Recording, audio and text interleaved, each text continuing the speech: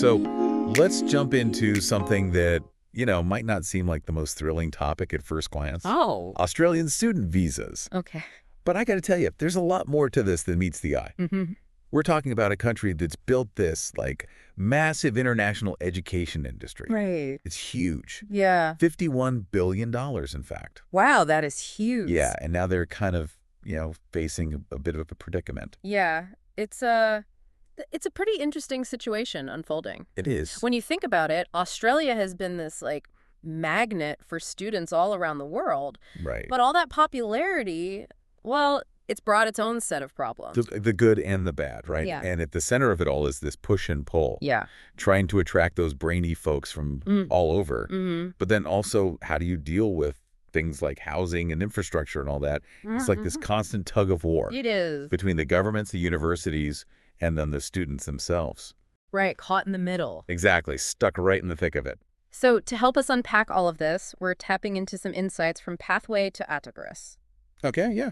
They're a migration consultancy, so they're in the trenches dealing with these visa issues day in and day out. That's awesome. Boots on the ground perspective. Yeah. Love that. So where do we even begin? Right. Well, let's start with this. The Australian government, they actually tried to put a hard cap Right. on the number of student visas. Wow. They even went so far as to draft a bill called the ESUS Amendment Bill of 2024. Okay.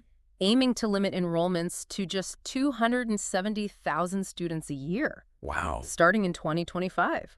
That's a hard stop. It is. That's a big change. It is a big change. Really? It failed. Yeah. It didn't even get through the Senate. Interesting. Yeah. So what was the reasoning? What was the thinking behind this cap? Yeah. And why was there so much pushback? So the government's main argument was that this big influx of students, it was putting too much strain On what? on housing, especially affordable housing. Huh. But opponents, and there were a lot of them, Yeah. they argued that the government was making things too simple. Too simple. Yeah, they said, this is way more complicated than that, It's just oversimplifying a very complex situation. So basically just blaming students wasn't the answer. Pretty much, that's what the critics were saying. They Yeah. were like, look, the real problem here is not enough affordable housing overall, Right. not just for students. Makes sense. It's a bigger problem than that. And they had data to back it up. Oh, really? Yeah, the Student Accommodation Council, they pointed out that international students only make up about 6% of the rental market. Okay, so that kind of debunks that whole students are the problem narrative, right? Yeah. What were some of the other arguments? Against the cap. Yeah. Well, one huge worry was the potential damage To- Australia's international education sector. Right? This is a $51 billion industry we're talking about. Yeah, that's massive. Universities depend heavily on international students Of course. for their revenue, Yeah. not to mention the wider economic impact. Right, like the ripple effect, Yeah. housing, retail, tourism, it goes on. Right. It really does. So it sounds like the government was trying to fix one problem, Mm-hmm. but maybe creating a whole bunch of new ones. Right. A whole other can of worms, right? Exactly. So what happened after the cap failed? Did they just give up? Yeah. No, they came up with something new. Oh, really? Something called Ministerial Direction 107, Okay. MD 107 for short. MD 107 sounds a little, I don't know. Mysterious. Yeah. A bit like a code name or something. Yeah, like a secret code. In a way, it kind of is. Really? Basically, this policy, it puts educational institutions into different risk categories. So-called low-risk providers, they get VIP treatment when it comes to visa processing. Okay. But high-risk ones, they face way more scrutiny. I see. It's a way to control student numbers without, needing an official law. So instead of a blatant cap, they've got this, shadow cap working behind the scenes. That's a great way to put it. Yeah. Influencing which students can actually get visas. Gotcha. It's clever, but it's also causing some real problems. Okay. Pathway to AIS has been reporting a huge spike in visa rejection rates, Oh, no. and particularly for students from developing countries. Really? Yeah, which is concerning. That's tough, yeah. Imagine having your dreams of studying in Australia crushed just because your school got slapped with this high-risk label. It's heartbreaking, isn't it? Yeah. So what makes a school high risk anyway? That's the thing, the exact criteria, they haven't been made super clear. Oh, really? So it just adds to the stress Yeah, totally. and the uncertainty for students who are applying. That's got to be rough. So it's a double whammy. Yeah. Not only are more visas being rejected, but nobody really knows why. Yeah, that's got to be really frustrating. For everyone involved. And what about the universities themselves? Are they feeling the effects of all of this? Oh, absolutely. Yeah. Universities Australia estimates that this MD 107 thing has already cost them a whopping $4 billion. $4 billion. That's huge. It is. Yeah. I imagine it's especially hard on the regional universities, the ones that really depend on international students. It is. They rely on them both for the money, of course. Yeah. But also for all the different cultures they bring. Right, the diversity. Exactly. They bring so much vibrancy to those campuses. Yeah, it's a big loss. So Australia's trying to control these student numbers. Right. But it seems like the ways they're going about it, they're kind of backfiring. Yeah, it's like creating all these unintended consequences It really is. and maybe hurting the very thing they're trying to protect. So what happens next? Like, where do we even go from here? Well, luckily, Pathway to Mises has outlined a few potential solutions. Okay. Building more housing, simplifying the visa process, and working more closely with the universities. Okay, let's dive into those. Yeah. Starting with building more housing. Seems pretty obvious, right? Seems like the logical thing to do, but is it realistic? Yeah, that's the question, isn't it? It's definitely a long game. Right. It's not a quick fix. It takes time and money and political will. It does. And they got to think about where to build Mm-hmm. and how to make sure it's actually affordable. Right. It's not easy. So what about making the visa process easier? Oh, streamlining, yeah. Yeah, that seems promising. I think it could be huge, you know?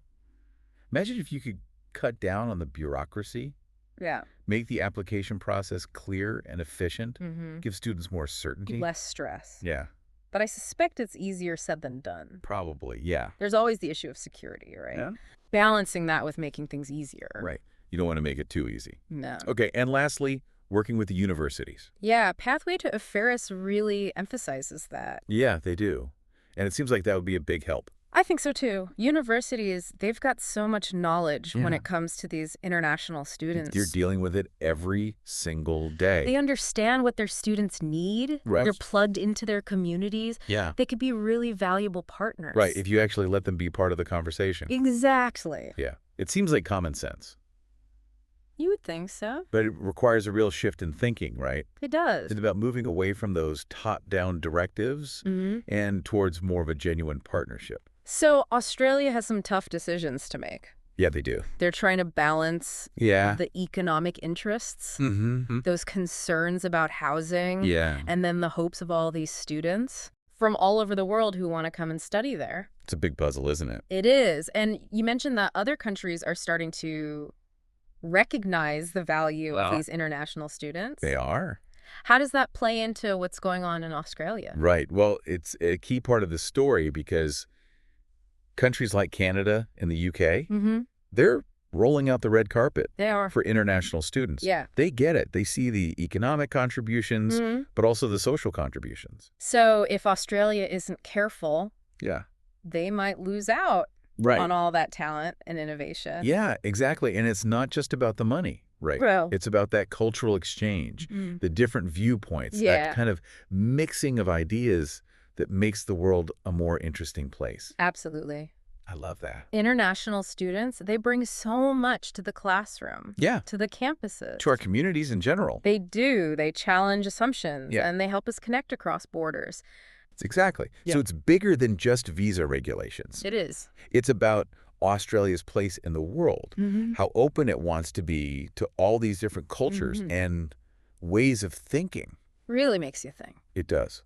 Okay, so we've covered the failed cap, Mm-hmm. the shadow cap of MD 107, the impact on universities, students, the potential solution. Yeah. It's a lot. Mm.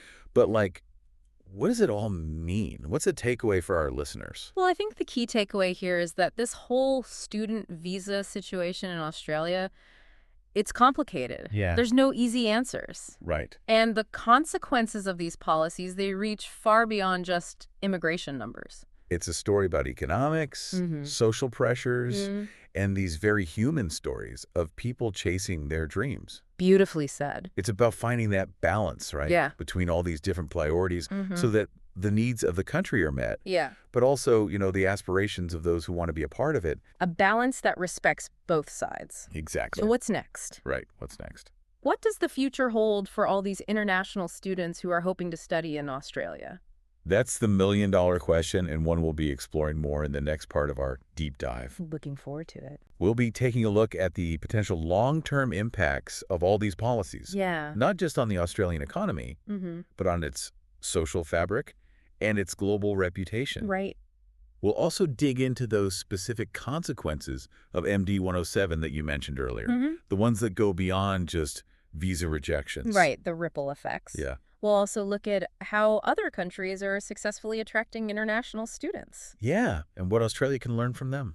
Exactly. Get ready for some really interesting case studies. Ooh, exciting. Yeah, and some surprising insights into this global race for talent. It sounds fascinating. It is. All right, dear listener, stay tuned. We're just going to take a quick break, and then we'll be right back to continue our deep dive into Australia's student visa saga. See you soon.